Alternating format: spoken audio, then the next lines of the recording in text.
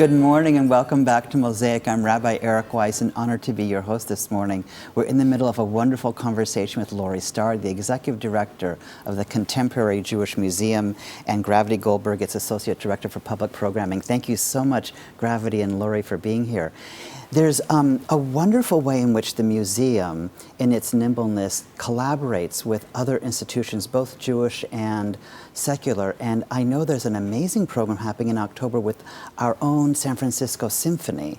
That's right, Eric, and we call it Kubrick Around Town.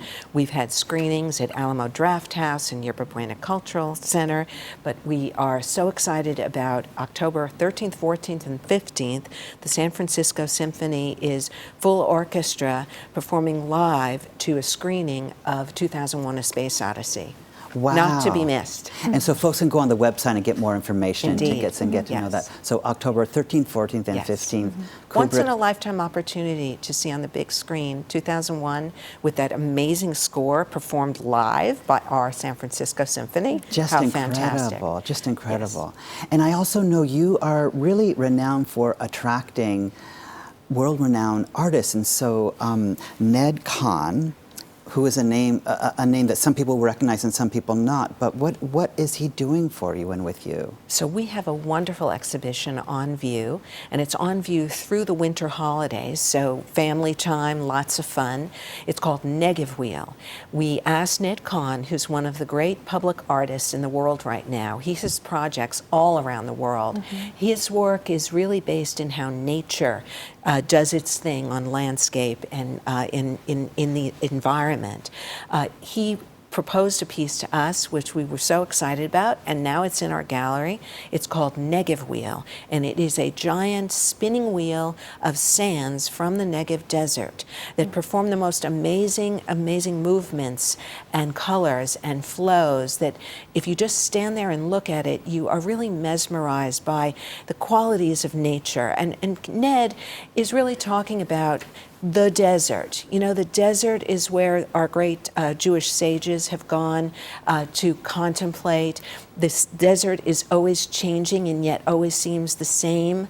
And the desert is also a place of incredible environmental activity, sands blowing from across the world, all the sands mixed together, and that we're so excited about the piece. He also made a smaller Negev wheel just for kids to spin, and we have some fantastic public programs coming up.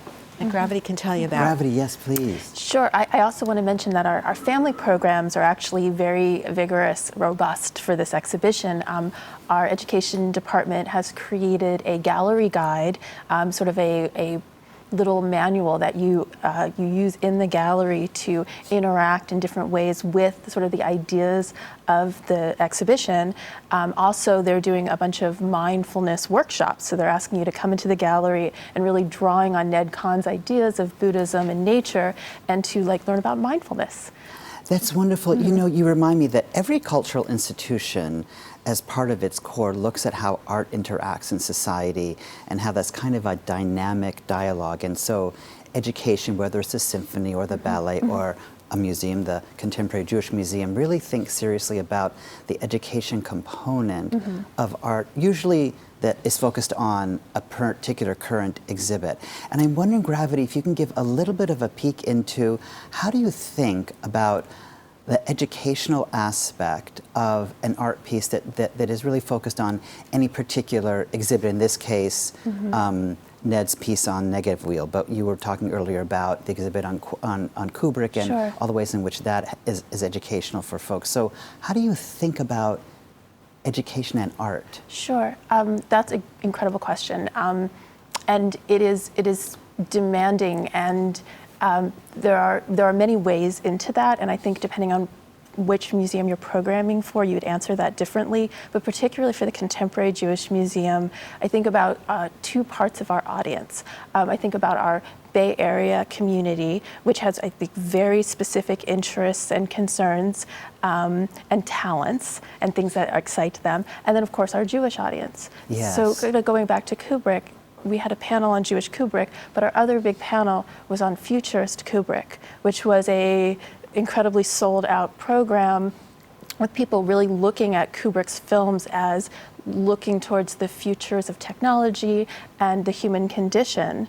And this is what people in the Bay Area really want to hear about. This is what excites them. So that's really how I go about programming, is I think about how are we connecting, like what does our audience care about?